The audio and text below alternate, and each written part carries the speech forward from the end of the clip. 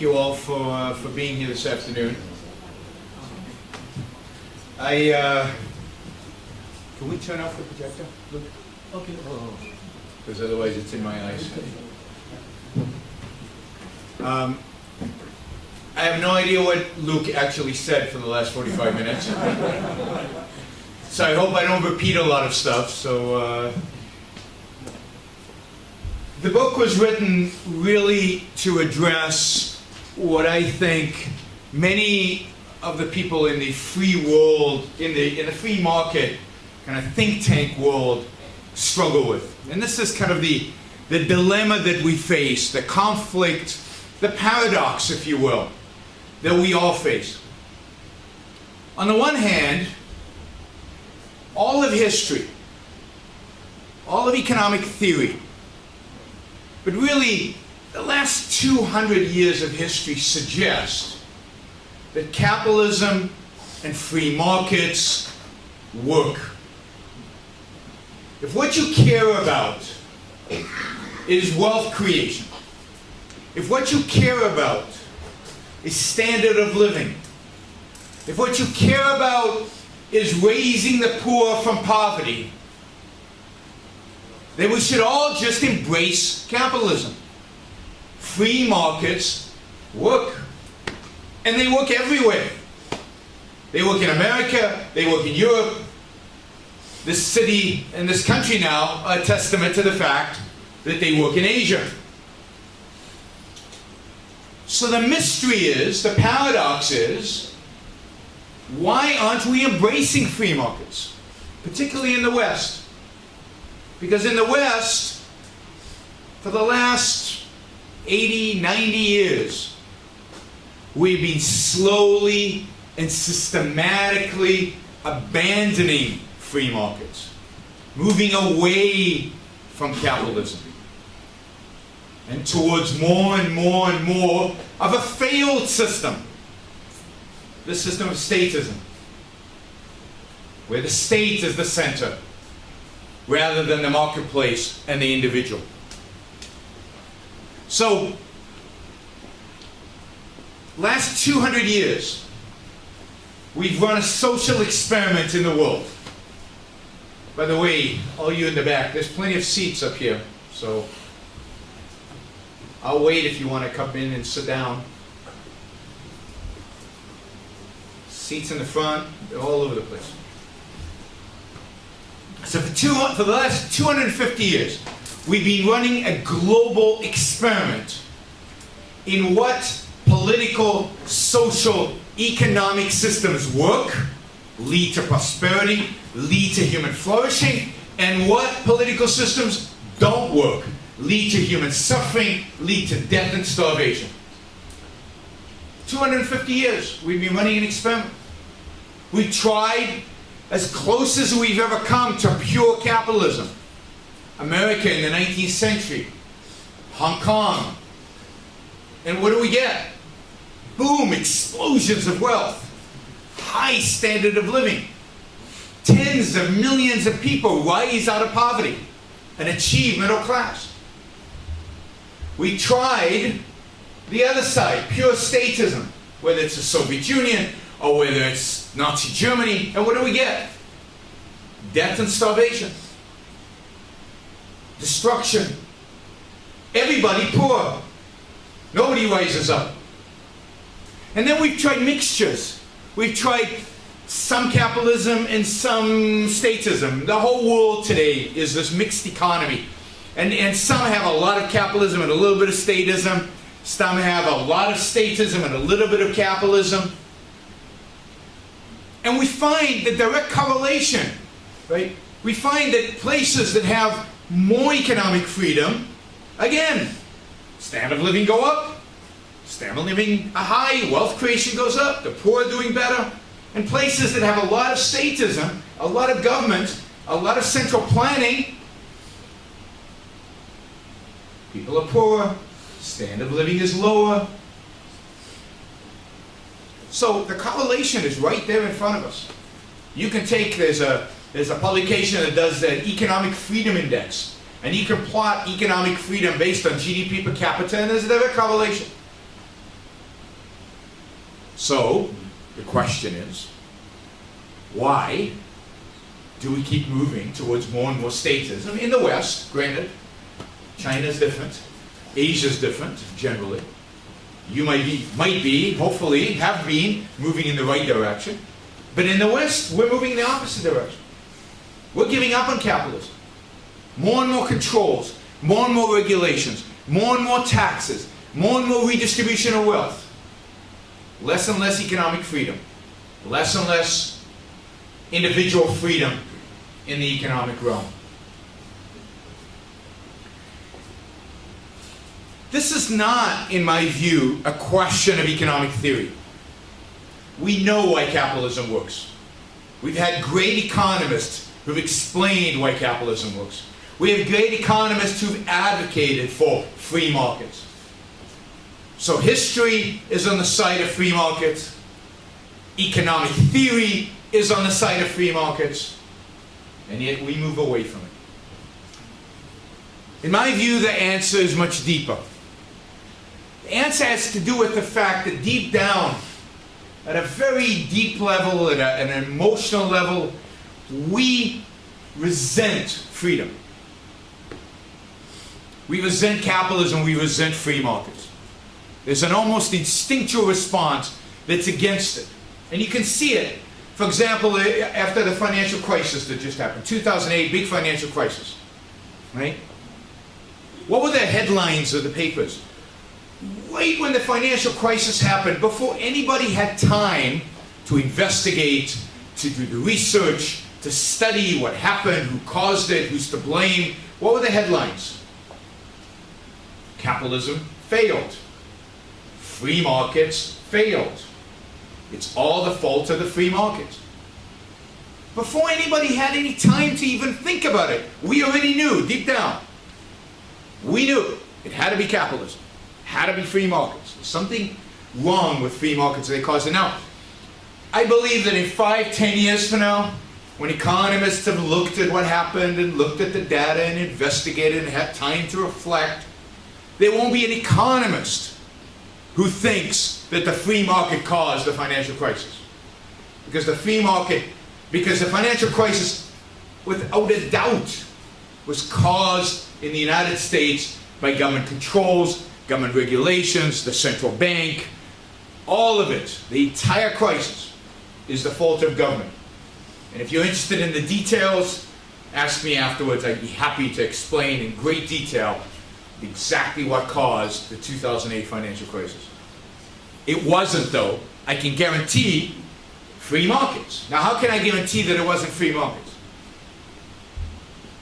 What do I mean when I say free markets? What do we mean, free markets? Free of what? Free of what? What? Choice. Free choice. Yeah, we talk about free choice. So when we say free of markets, we're talking about free of controls that control our choices, free of regulations, free of government intervention. Free markets are markets that are free of government controls, government regulations, government interventions. In 2007, before the financial crisis, was banking in the United States free of government controls, government regulations? No. Banking was the most regulated industry in the entire country in America. In 2007, was the housing market in the United States free of government control, government regulations? No. If you know anything about it, there was Freddie and Fannie, and they heavily manipulated and controlled through government the housing market. So we can talk about what caused the financial crisis, but one thing is unquestionable. It wasn't free markets, because we didn't have free markets. Couldn't be free markets that caused it. And yet, again, the gut response was, that's what caused it. What caused the Great Depression in the 1930s? Well, if you read your textbooks, not just here in China, but in America as well, they'll all tell you what caused the Great Depression was Wall Street, free markets. Capitalism caused the Great Depression. But no serious economist believes that anymore. Because they've had time they've reflected, they've studied the data, and now they know that the Great Depression was caused by government regulations, by the Federal Reserve. You know, Reed Milton Friedman, other economists have written extensively about all the mistakes government made to cause the Great Depression in the 1930s in America. But yet, we still learn that it was markets because that makes us feel comfortable somehow. We don't trust markets. Markets are offensive to us. Why? What are markets about? Why do we participate in market? Why do people go into markets? You have to speak up because I'm... Yeah, they're out there, they go into the marketplace to try to make their lives better, their lives. So Steve Jobs makes this why? Why? Well, because the previous speaker that he did actually big applause for Steve Jobs. You gave a big plug for Steve Jobs. Good. Well, why did he make it? What was the purpose of making this? Money. To make money, right? But it's not just about money. Money's important, but it's not just about money. Why else did he make it? What's that? Benefit to himself. Because this is fun. Right? Passion. He was excited about making this. He wanted to make beautiful things. But it was Steve Jobs who wanted to make beautiful things in the vision of Steve Jobs. He didn't ask me what I wanted. He didn't ask me how much I wanted to pay. This thing had profit margins over 50%. Very expensive. He made a lot of money. Because Steve Jobs produced this for Steve Jobs. And for Apple, and for Apple's employee, and for Apple's shareholders. But not for you, not for me. It was for Steve Jobs. Steve Jobs was being self-interested. His interests.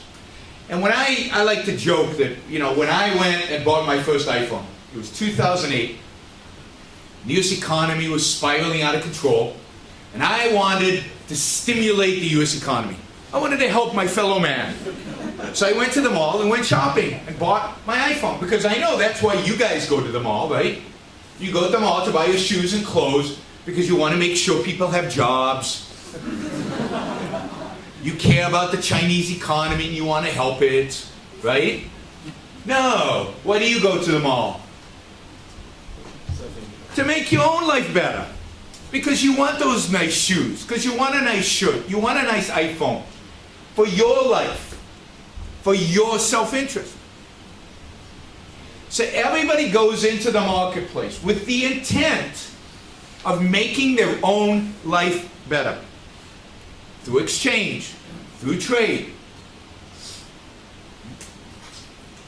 So the marketplace inherently is a place in which people are pursuing their self-interest.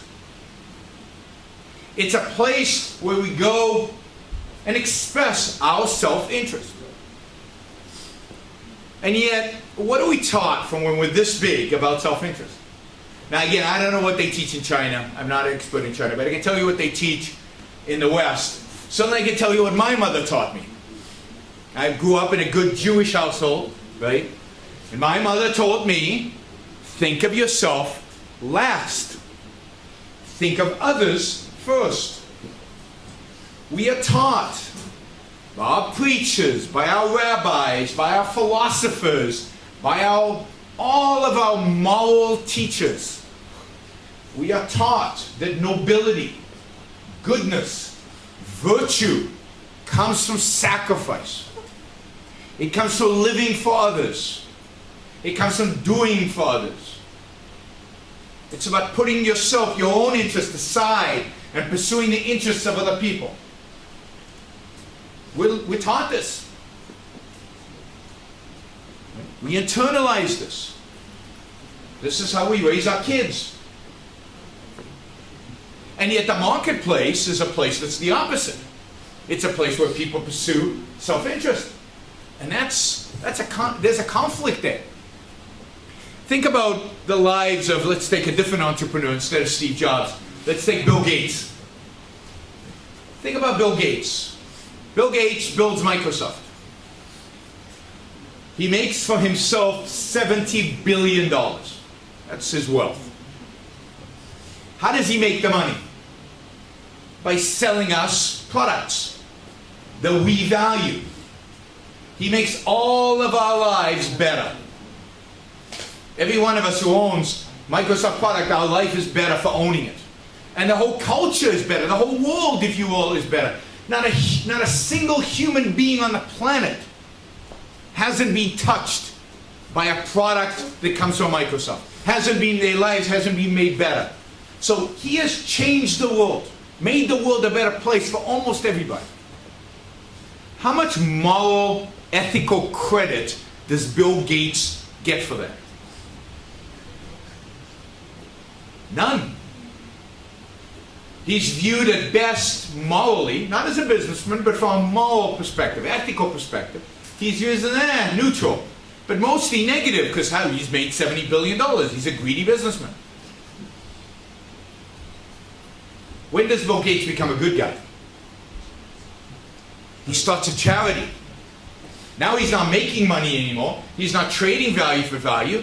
Now he's giving his money away. So he's not benefiting. Now he's a good guy. Because there's no personal interest in it. Now he's still not a saint. He's still not a great guy. Why? Well, because he looks like he's having fun giving the money away. So he's enjoying it. You can't enjoy being a saint. Sainthood requires suffering. So what does Bill Gates have to do if we want to make him a saint in Western culture?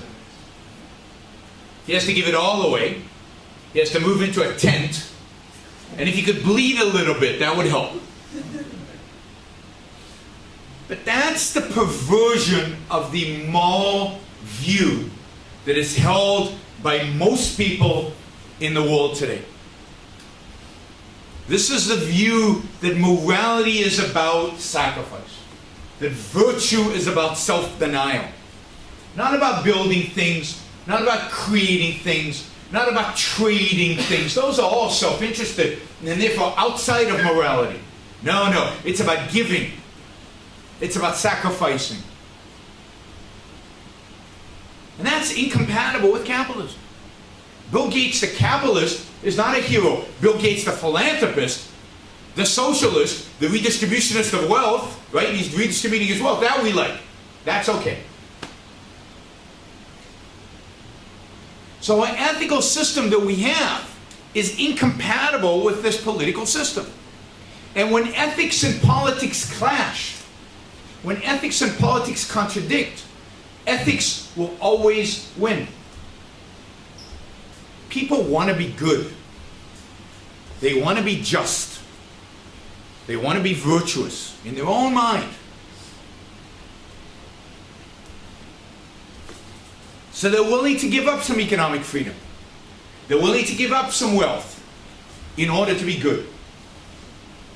So when the politicians come to the people in America and say, look, there are poor people over there. We need to help them. I need to take some of your money and give it to them. People in America go, oh, okay, fine, take it. I owe those people the money. The fact that they are suffering is a moral obligation on me. My life doesn't mean that much. What matters is them. So, okay, I vote for increasing taxes. Rich people vote to increase their taxes all the time in America. All the time. Obama won the election in 2012 promising to raise taxes on the rich. How did the rich vote? If they only voted their economic interest, everybody rich in America would vote against Obama because he was going to raise their taxes. 8 out of 10 of the richest counties in America voted for Obama. Now why? Because they feel it's their moral obligation. They feel it's right that their money be taken and given elsewhere. And they feel guilty for the fact that they're rich. If you live a particular life, a self-interested life, a productive life, where you're making money for yourself, but then you're taught that moral virtue is about sacrifice and giving and taking care of the poor and taking care of other people, and you don't do it, What is the emotion that you get from that conflict? Live one life, think good is another life. It's called guilt. Now, guilt is a great way to control people. Ask any Jewish or Catholic mother, and they will tell you that. That's an inside joke. You have to know Jewish and Catholic mothers. So guilt is a powerful tool in the hands of the politician in the West.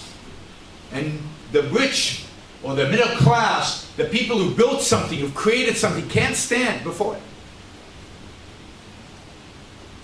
So we redistribute wealth to appease guilt because we morally believe it is our moral obligation to help others, even if we have to sacrifice our freedom, even if we have to sacrifice the hard-earned wealth that we have.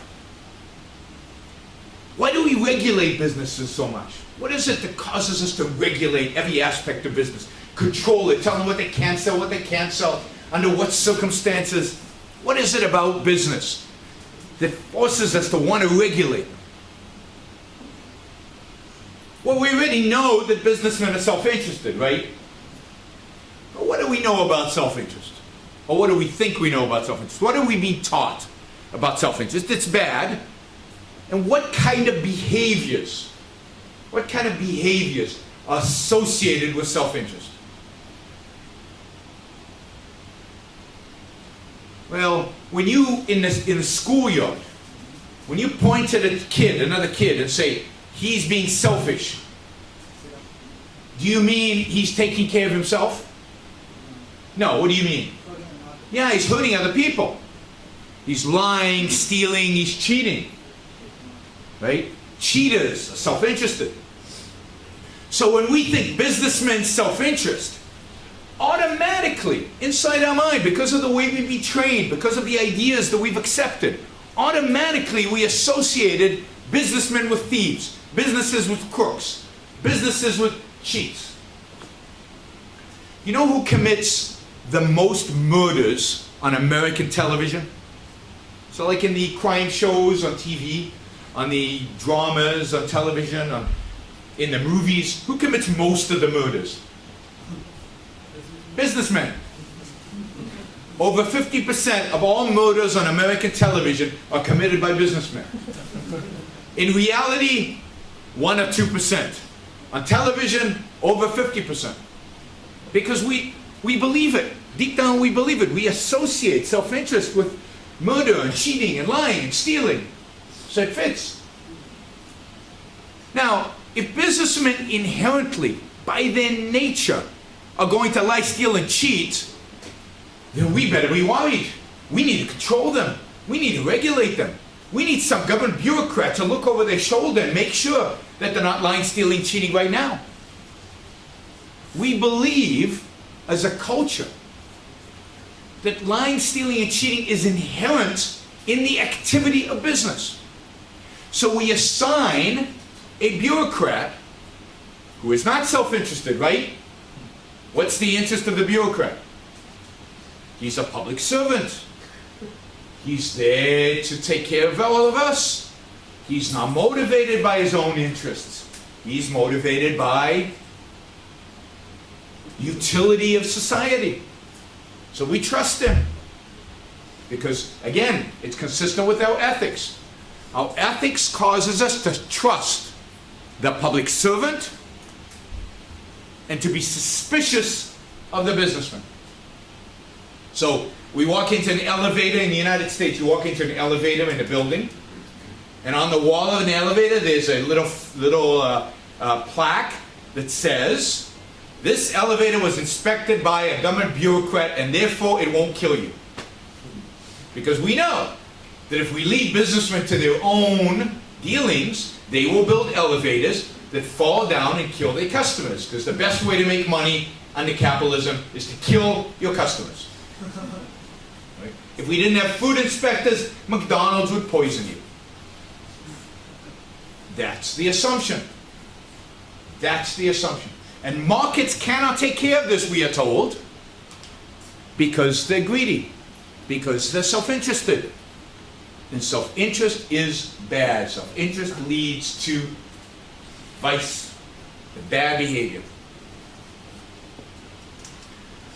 So my view, Ayn Rand's view, was that as long as we hold this ethic of selflessness, as long as we place up as an ideal the public interest, social good, public good, other people's good, selflessness and sacrifice, capitalism will die.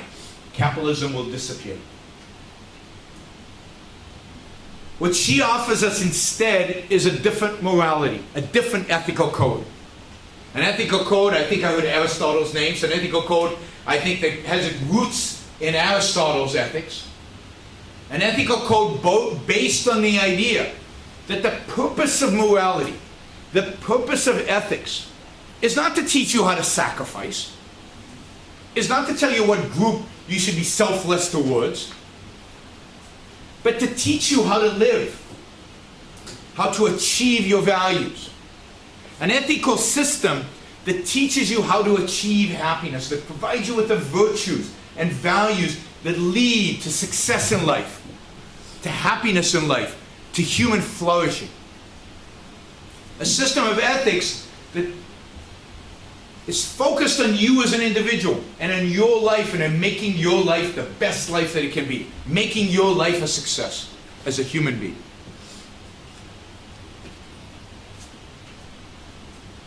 Such an ethical system, she believed, is the only ethical system consistent with freedom, consistent with capitalism. And I think one of the challenges, for example, in China, is that the ethical system many Chinese hold is not this selfless, sacrificial ethical system that we so adore in the West, but it's a pragmatic, pseudo-ethical system, because pragmatism is not ethics.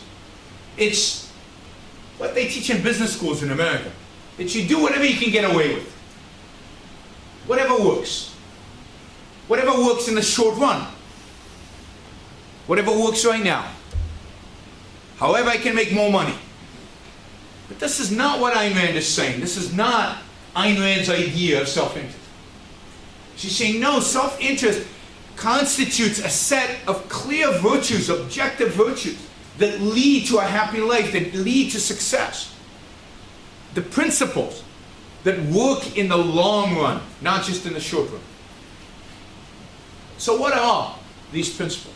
What do we have to do if we want to achieve a good life, if we want to live a flourishing life? Well, what is it? What is it that makes possible all human values?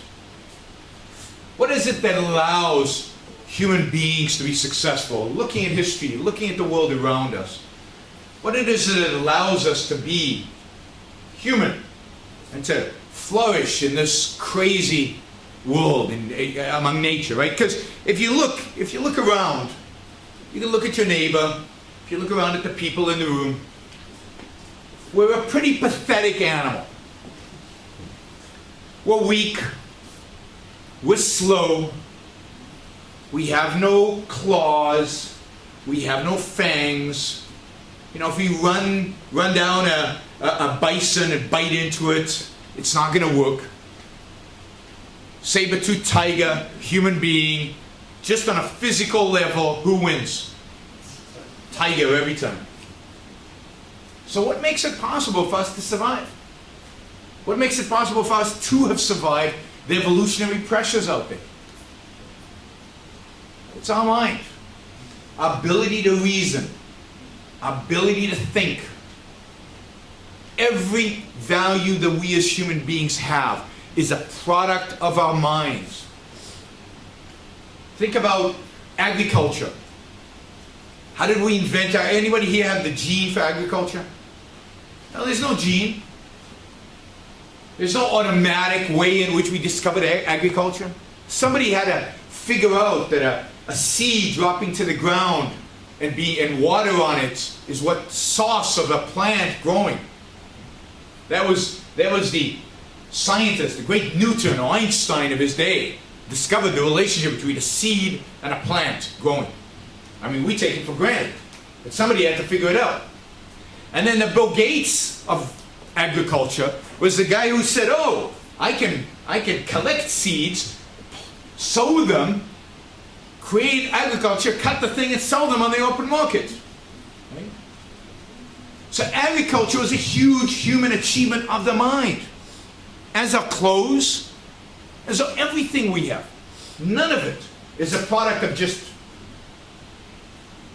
genes, of just instincts. We have very few instincts. None of them allow for the standard of living we have today.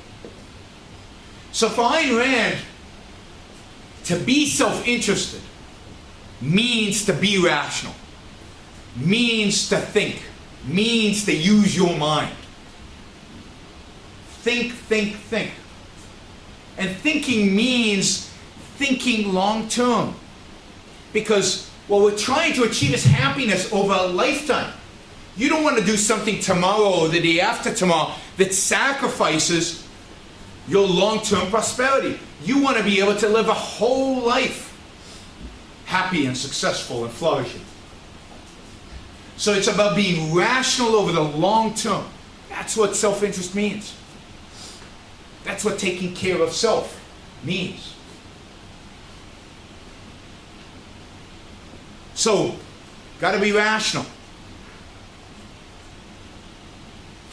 But you've got to take care of yourself materially. You've got to be able to make the products that are necessary for human existence. So you've got to apply your rationality to the problem of your material survival. So you've got to be productive. You've got to be able to go out there and work and create and build. Think of Bill Gates working, creating and building. He was productive. He was using his mind, using his reason to the problem of survival, to the physical problem, the material problem of how to survive, how to thrive. And he did a phenomenal job at it. So for Ayn Rand, Bill Gates is moral. Bill Gates is a good guy. Steve Jobs is a good guy. Not because they give money away, not because they help billions of people, which they did, but because they made something of their lives. They built something, they created something, they took care of themselves. They challenged themselves, they were giants.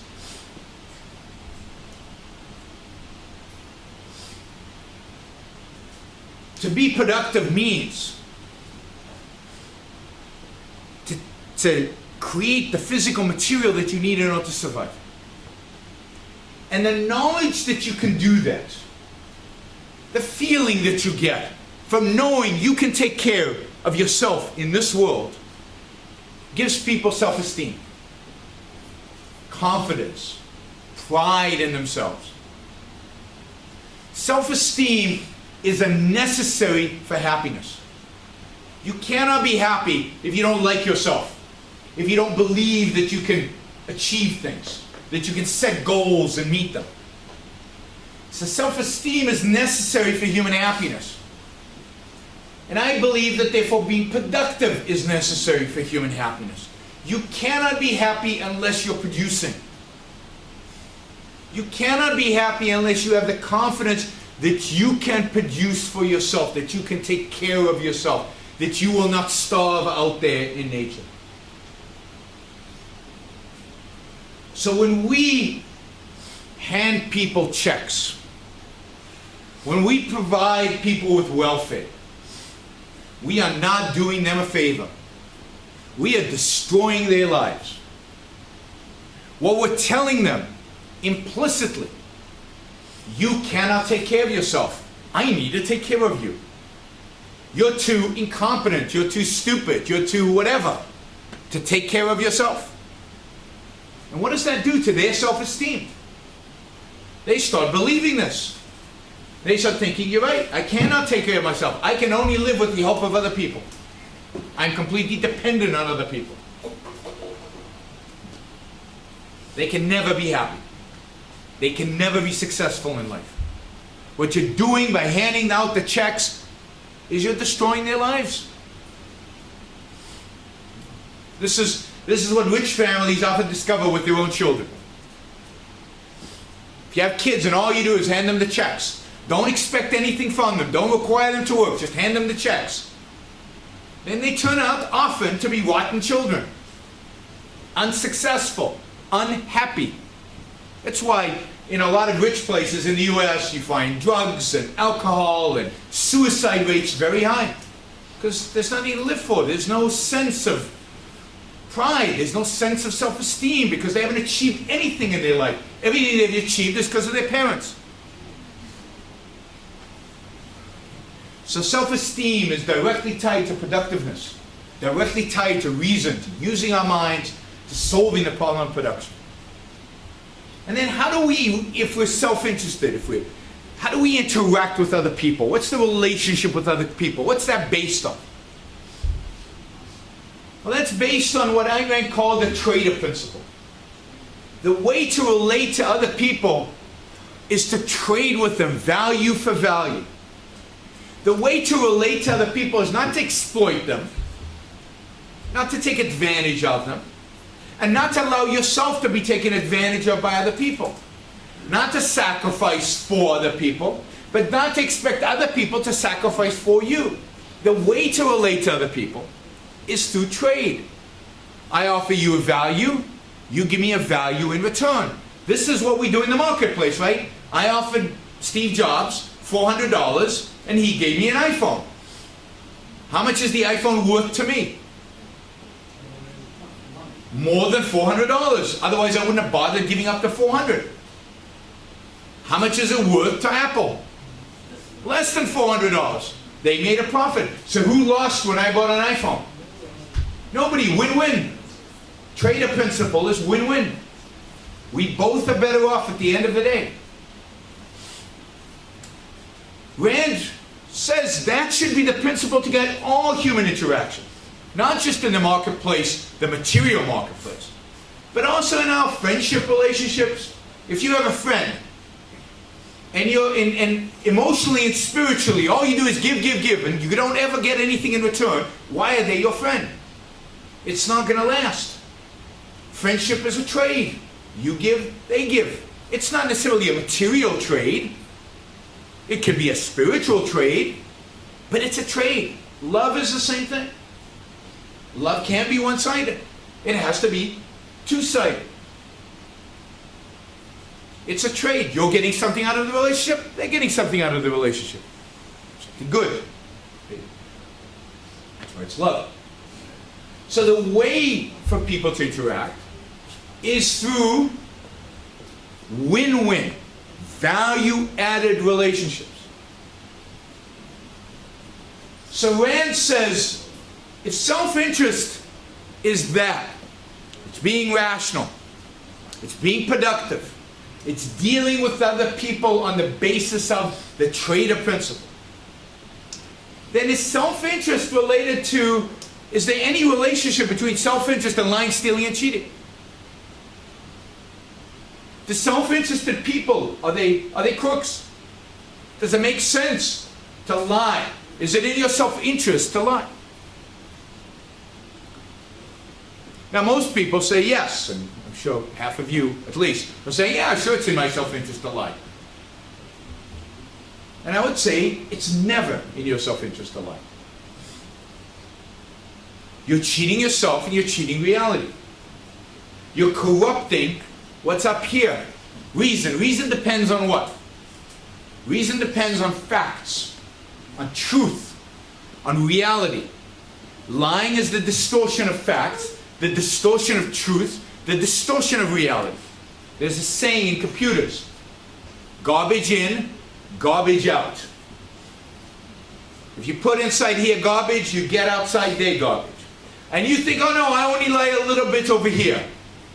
Oh no, your mind is an integrating machine. It connects everything.